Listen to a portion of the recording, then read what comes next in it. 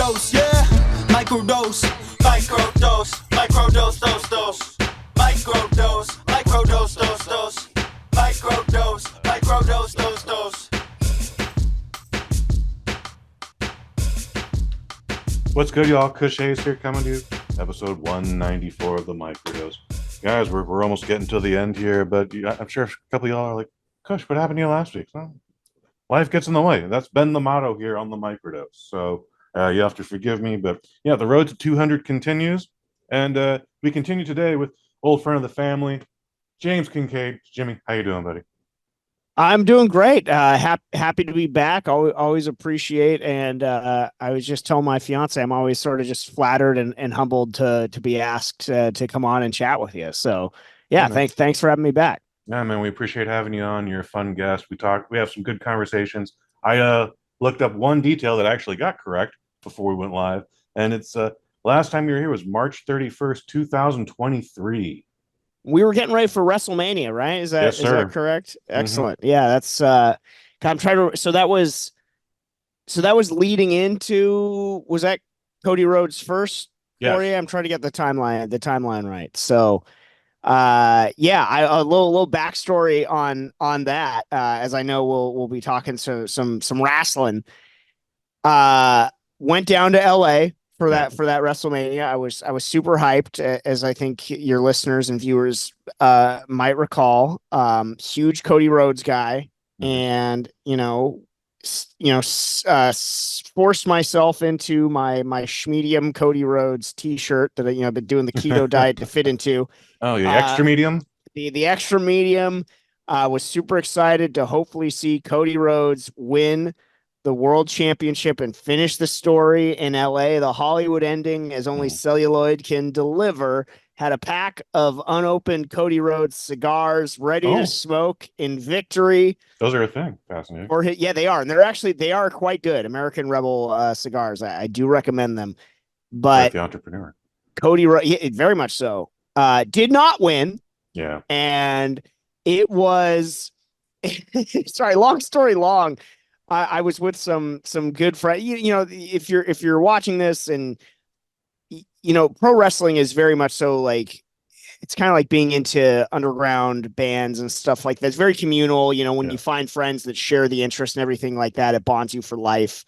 And I know it's been a big part of your life, but I went to that WrestleMania with two of my great friends, but we had not been to a WrestleMania together since WrestleMania 23 in Detroit in 2006.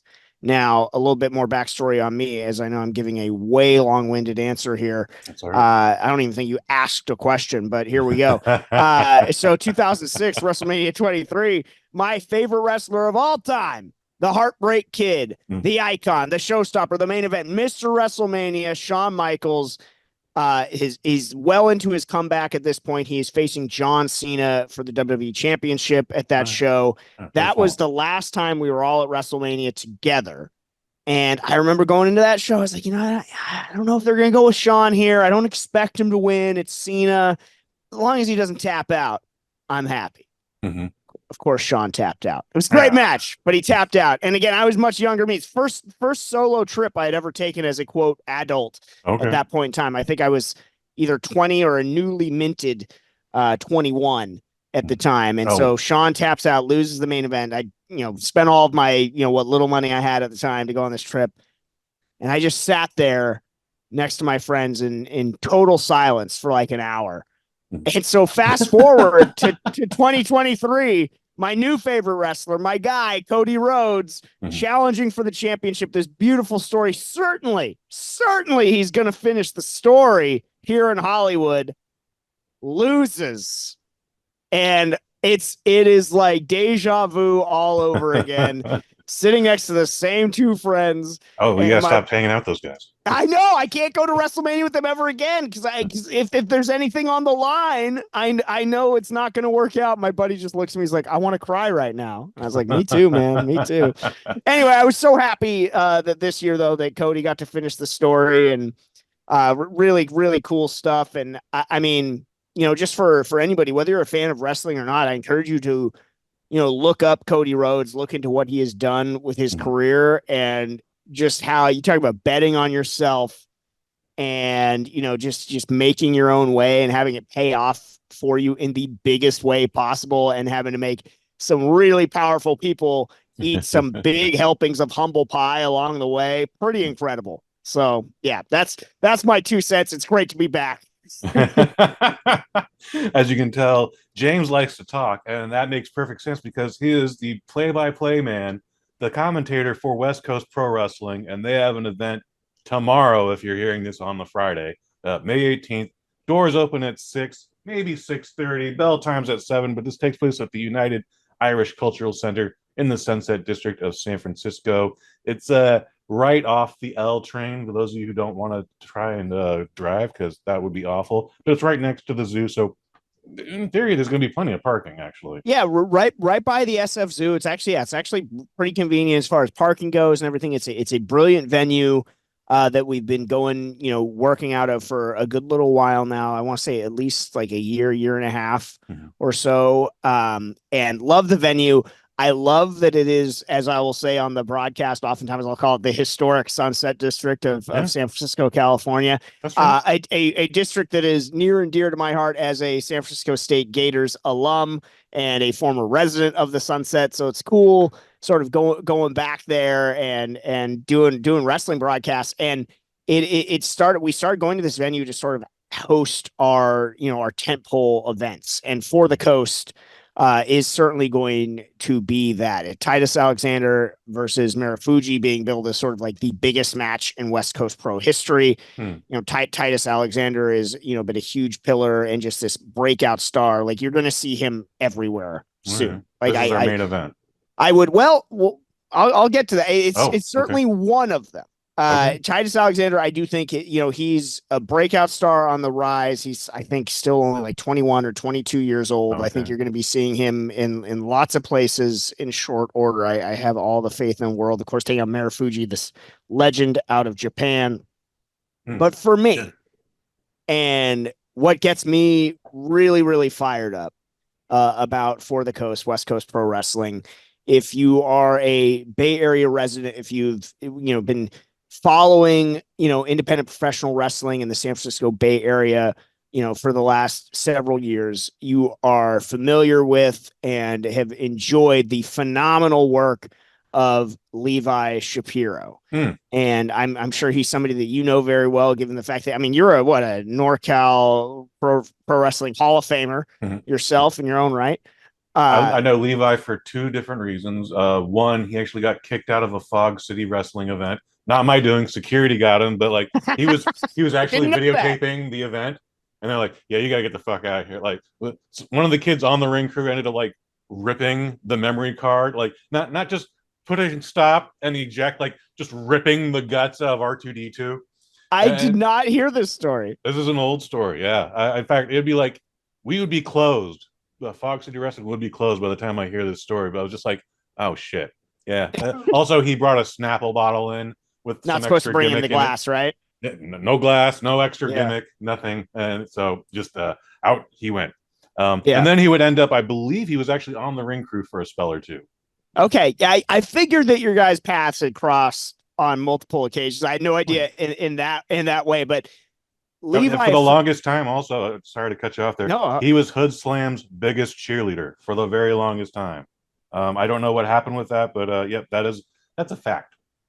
Well, Levi for me is such a huge part of my journey and my story in professional wrestling, and he's been super supportive. He's vouched for me. He's given me advice. He's helped open doors for me. He's helped make me look and sound good as he's been doing production stuff for West Coast Pro Wrestling. He's been sidelined with a myriad of injuries and other things over the past year. And he recently made his return to in-ring at West Coast Pro Wrestling. Okay, far out. And laid down the challenge for the dastardly Kevin Blackwood, who is currently the West Coast Pro champion. So now we have one of the absolute foundational pieces of West Coast Pro Wrestling finally getting his shot at the West Coast Pro title. So Levi Shapiro versus Kevin Blackwood for the championship. That is what I have circled.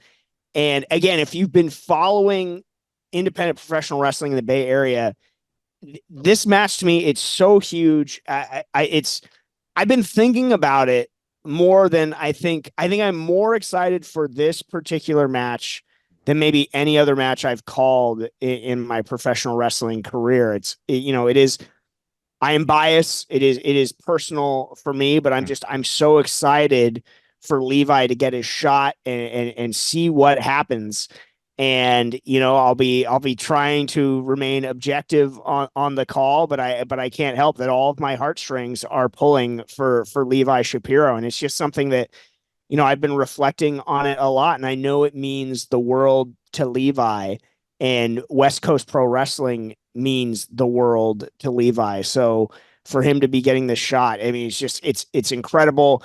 And I know it's going to be a can't miss spectacle on May 18th at For the Coast. And it's just such an aptly named show for Levi to be getting this title shot too, because so many times in talking to him, or if you watch his social media, he's the one that's always talking about For the Coast and doing it, representing, the Bay Area, representing the city of Richmond, the city of pride and purpose, and all these things. And so for him to be getting the shot at that show, I'm so excited for him, and I'm excited for y'all to come out and see what he can do. And Kevin Blackwood in his own right, I mean, the underhanded tactics aside, is a phenomenal professional wrestler. That is why he is the champion. He beat Starboy Charlie recently for that championship, which I'm sure you're familiar with Starboy as well. No, but that's a great name. Okay, but so it's going to be a phenomenal show. So I encourage you all to come out for that. And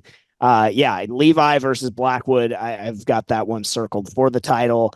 And I really hope Levi can pull it off. It is one of those things where, we're talking about Cody Rhodes and him finishing his story and how, impactful that is. Mm-hmm. If I am privileged enough to be on the call for Levi Shapiro to become West Coast Pro Champion, that shoots right up to the top of all the things I've done in pro wrestling. It would be an honor and a privilege, and I hope I get to do it. Folks, if you're out of the area, if you're out of the state, if you're out of the zip code, you just cannot make it to San Francisco on the 18th. This is going to broadcast for free on YouTube. I imagine it's going to be stored there too. Yeah, it's on YouTube, and it's also on IWTV, which is Independent Wrestling TV. So if you're a subscriber to that, you can. Mm-hmm. They have the archive footage on there as well. However, let me just persuade for those that are within the city limits. There really is nothing more fun than a packed indie house show, guys. And this is going to be a fantastic card from top to bottom. $30, I don't think is too much to ask for. I have no reason to believe that, it's a big building, so I have no reason to believe there won't be a couple tickets left at the door, but why take that chance? James, where can folks get tickets online? You just search West Coast Pro Wrestling on Eventbrite, and you will find, For the Coast, as well as our upcoming shows. We have in June as well. We've coming up. We've got the Dennis Richmond Invitational, which is also exciting. So that's June 29th at Gilman Brewing. But yes, For the Coast, May 18th. Definitely get your tickets for that. I do expect it to be sold out. I mean, we've run this venue several times, and oftentimes it's been standing room only. So as you're hearing my voice, throw it in your Google machine, go to Eventbrite, and get your West Coast Pro tickets now. Yeah, don't be that guy left at the door who just with the scent of monkey shit in the air because we're. I can only pull so many strings, Yeah, we can only give you so many warnings. We can only give you so much advice. Get those tickets on Eventbrite right now if you have not already. So Levi and Kevin, they're going to be this is going to be the climax of your career. What's a fun match in your mind that hasn't happened yet? Unfortunately, it's not with anybody on the majors. Someone on the indies that you haven't called yet that you'd like to see, and against whoever. Like somebody that I've not gotten to call any of their matches in general. Yes, sir. In any letter of the alphabet. Sort of like so like on the indies. Okay, that's put me on. It's a big pool. I know it's a That big. it is a big pool, and it's interesting because I just called. So Chris Hero has been working closely with West Coast Pro Wrestling for Oh, over a year now, and we just did the Chris Hero Pro Wrestling mixtape, Volume One, That's great. last month, which was a tremendous amount of fun. And I think you'll appreciate this because I imagine you strike me as the type, just like I am, as a fan of I Think You Should Leave. I don't know what that is. Okay, so it's a Netflix comedy series, but Okay. there was a one of the actors from that was on commentary with me for a match. It was a lot of fun. But to your question, a match, somebody on the indies that I have not called that I would like to, or that would be a dream for me. So, as a huge fan of Lucha Underground, something that really Mhm. reinvigorated my love for professional wrestling. And I love all the sort of the pomp and circumstance and presentation that came with that. I would have to go with I would love to call so Penta is signed, so I can't pick him. So he's out of the pool. So Mm. I would love to call Drago versus Aerostar. They Okay. they faced off several times. Like it's happened. It's not a never before Hmm. have happened match. Hmm. But I'd love to call that, or I would love to call either Drago or Aristar. I would love to call an El Hijo del Santo match, like Mm. the son of El Santo. Sure, sure, sure. It's just a huge sort of appreciator for lucha libre and Mexican wrestling, and that just culturally the impact of it. That is something like on my bucket list in general. I would love to call wrestling. I would love to call a lucha show for the American audience in Mexico. Okay. Like that is something I would love to do. And it was one of those things growing up as a kid. My appetite for wrestling was sort of insatiable. So I'd watch Raw, I'd watch Sunday Night Heat, I'd watch Nitro, all these things. Live Wire, Shotgun Saturday, anything I get my hands on. But one of the things was I still remember as a kid, Channel 4 was the Spanish station, and they would play. I'm not sure if it was actually Telemundo or not. I'm pretty sure it was, but they would play Lucha Libre, and I did not speak Spanish. I do okay now, Right, right. or in terms of understanding it. But I would throw it on. They'd have Lucha Libre on there, and I was always just sort of enthralled by what I saw with the masks and just again the pageantry and everything like that. So that would be a huge sort of bucket list thing of mine in my career. Two things I wanted to that. One, I am disappointed with myself that I slept on Lucha Underground. Like for a long time, we actually didn't get the El Rey network, and I don't And even know a lot of people didn't. yeah, and I don't even know if it exists anymore. But then it did come on Netflix, so there was like no excuse, and then I just didn't do shit with it anyways. Is it still on there? I don't believe so. If it is, seek it out. Yeah. Because especially the first two seasons are I caught a apex couple television episodes. for me. I did catch a couple episodes. Yeah, but like I mean, one or two. I think for me, it's like if Mortal Kombat had a TV show, Mhm. and it was so cool, fun. and just Okay. like the characters were so just vibrant and everything. And I hesitate to say over the top because I don't think that they really were. They fit within the world. So I guess actually an addendum to the answer of your question, I would love to call a Mil Muertes match with Katrina in his corner.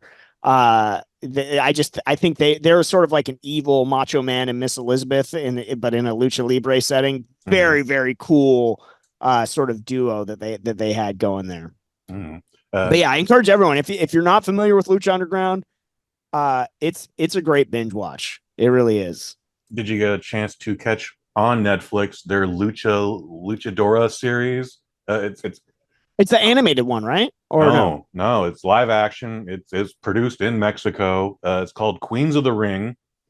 It's based on that French movie that WWE purchased and then just shoved CM Punk in there for no reason. But that was I have not. Okay. So there was this French movie about a down and out on her luck mother, ends up in a pro wrestling ring, and like I don't know if she's wearing a mask or whatever, but secret identities and all that bullshit. And then WWE bought the movie from France, and then they added American scenes with WWE wrestlers into it. Wow. Fast forward about a decade later, maybe not even that long. Now Netflix has this series. It's 10 episodes long, takes place in Mexico. A woman is just getting out of jail. She's been estranged from her daughter, but her whole family was luchadors.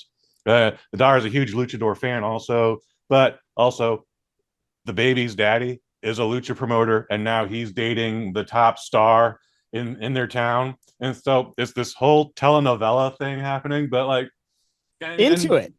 They play the line with kayfabe. Sometimes it's a real contest. Sometimes, we got to train. Go this way. I go that way. It's all lucha, baby. But I swear to God, dude, the last 20 minutes. Oh, by the way, Rey Mysterio gets shoved in there anyways. But hell yeah, as he should. The last 20 minutes better than the first Rocky. Swear to God. Swear to God. And this is on Netflix? It's on Netflix currently. It's been What's out it for called? maybe a year. I'm pretty sure it's just Queens of the Ring, but it's also like Quando. It's got a Spanish title. I'm sorry. And it's a movie. No, it's a 10-episode series. 10-episode series. Okay, I'm in. Yeah. I'm in. I'm gonna watch that, and I'll report back. That sounds awesome. Again, it's telenovela, so everything's way over the top, and I love that. There's some filler, but it's really good. My fiance, she's having me now watch the series Revenge, which it's a little bit of an older show now, but it's super over the top, and the acting is borderlines on absurd every episode. And like at least once an episode, I'll look over to her and I'll be like, "This wasn't on the CW," and don't get me wrong, I'm enjoying it thoroughly. It's completely ridiculous.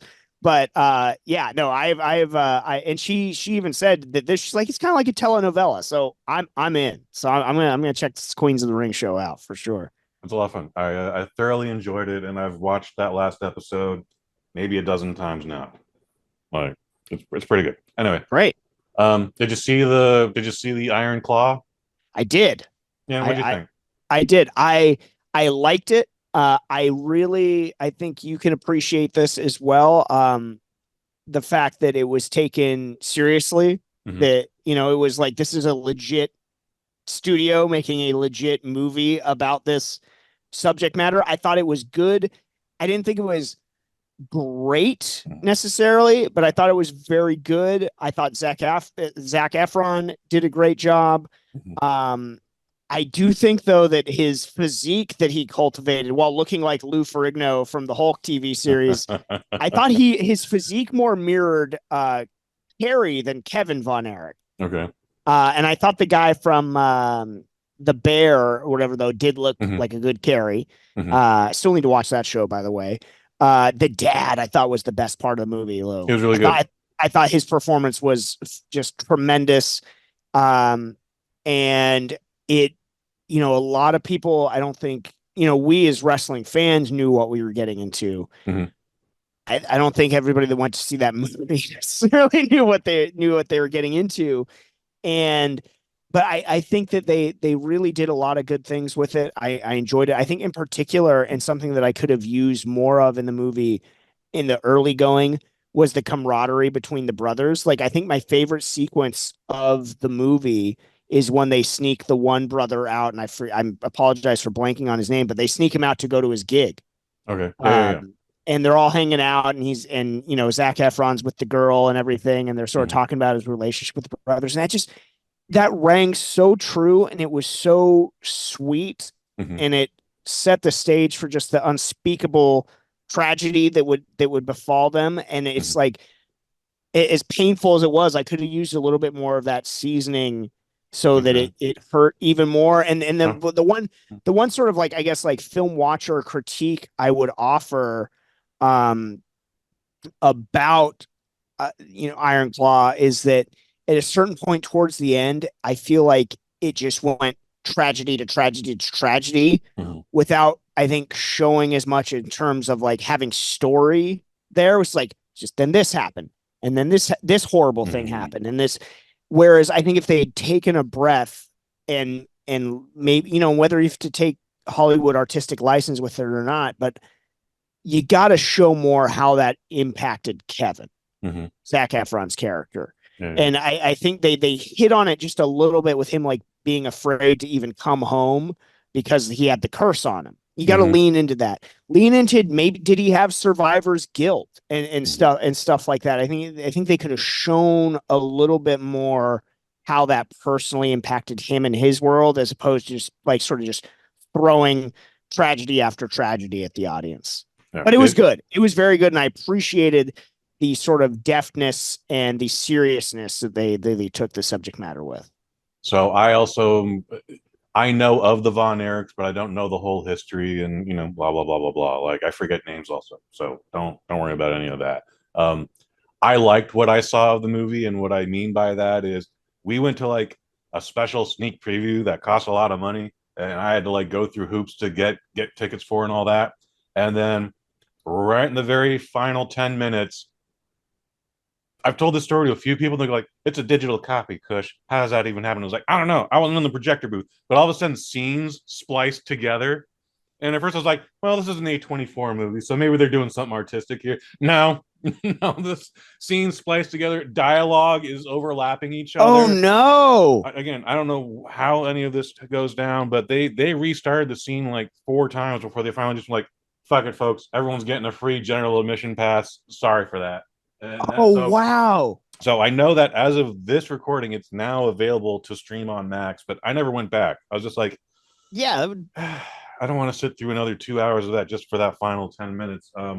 What I was shocked about was they erased the whole brother from history.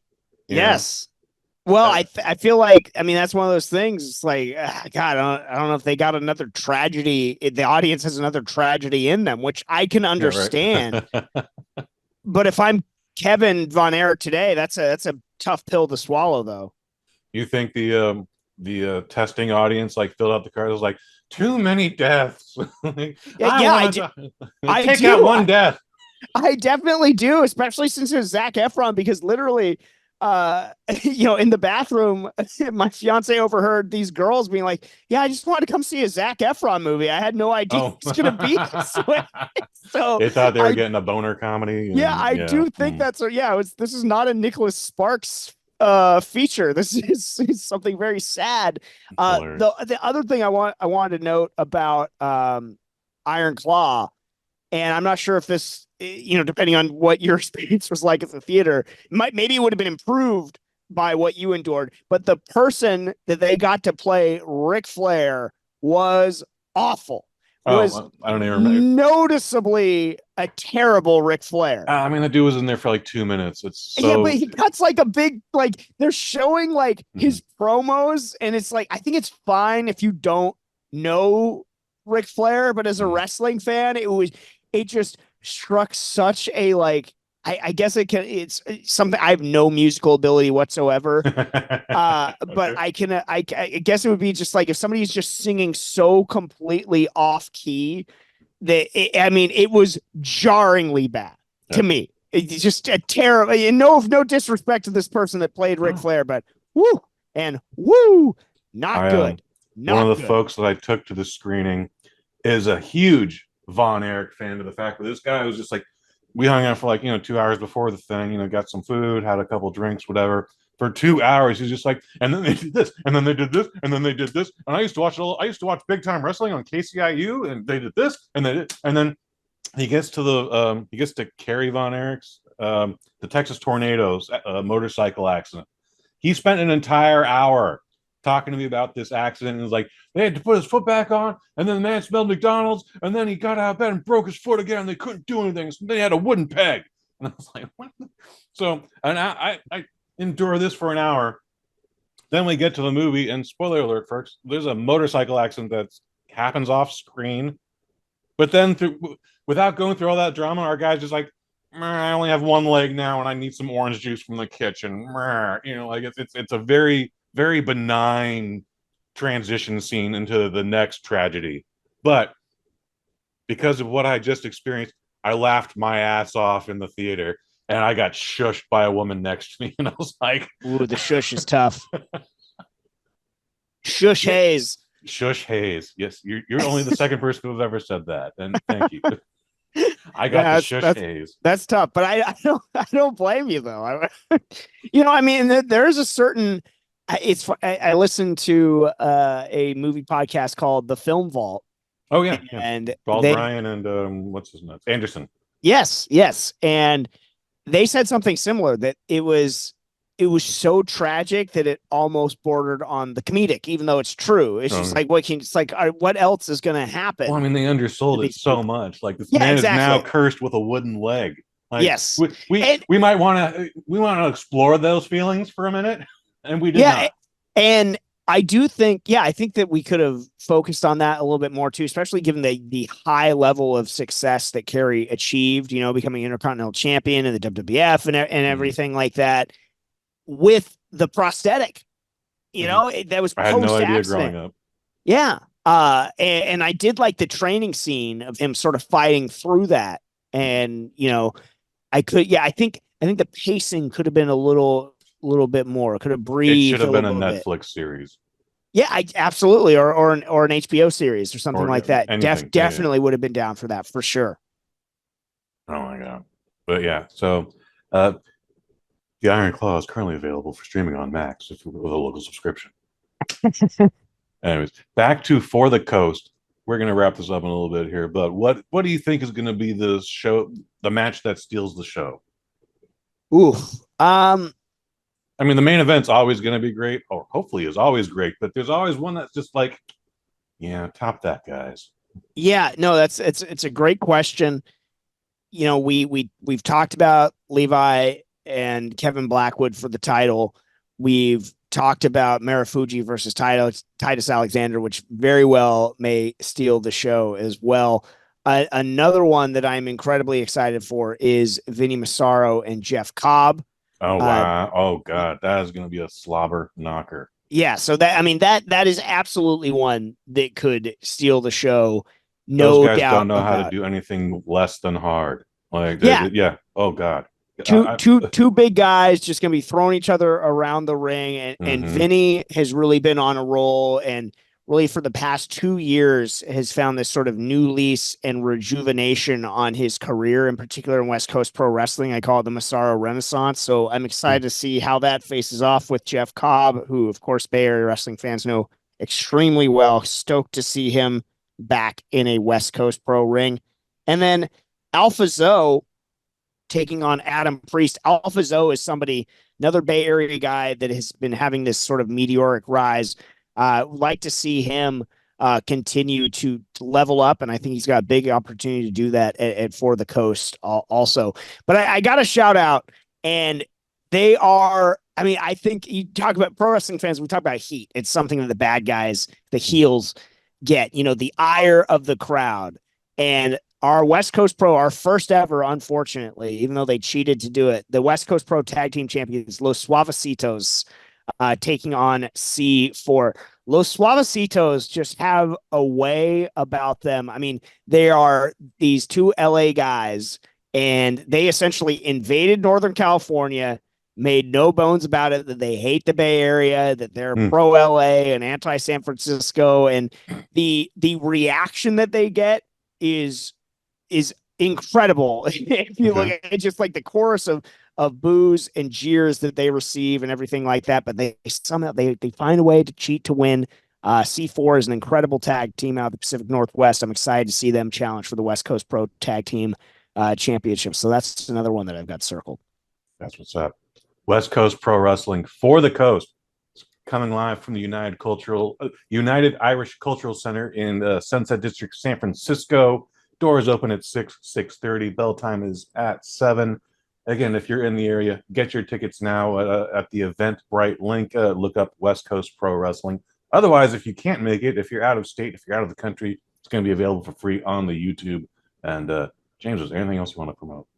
Yeah, if you can't make it in person, check out the YouTube stream. I will be calling all the action. I fly solo usually at West Coast Pro Wrestling, so I do a lot of sort of it's like, to me, like doing solo commentary. It's almost like that the audience is my sort of like my co-pilot there. Okay. So I love having y'all watch along, and I love doing commentary for pro wrestling, in particular for West Coast Pro. And this show will be one that you don't want to miss. So if you can come out, absolutely be there at the United Irish Cultural Center. But if you can't, check out the YouTube stream. We will be all the way live, and it's going to be a great show. And I can't say enough. Again, Levi Shapiro, Bay Area boy. He's come up through the ranks here in San Francisco and the greater Bay Area and pro wrestling. For him to be challenging for this championship at this show, it is huge. I mean, he's sacrificed so much. He's had so many ups and downs in his career, and I can't wait to see him challenge Kevin Blackwood for the West Coast Pro title. That's what's up. That's what's up. Folks, the microdose is getting ready to wind down, but what is still going strong is a little thing I do around here called the Waffle Box. It's the original Waffle Box. It's the People's Podcast. It is the best part of Wednesdays, coming to you all the way from the future home of Super Bowl 60. You love us because we do this. We do this because you love us, and you accept no substitutions. So, for James Kincaid, I've been Kush Hayes. You've been you.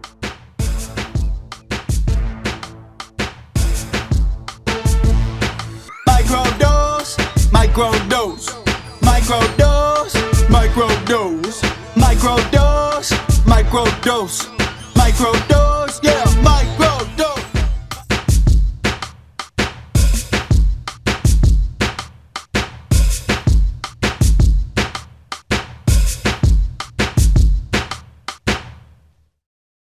From the Bosnet family. I don't even think you asked a question, but here we go.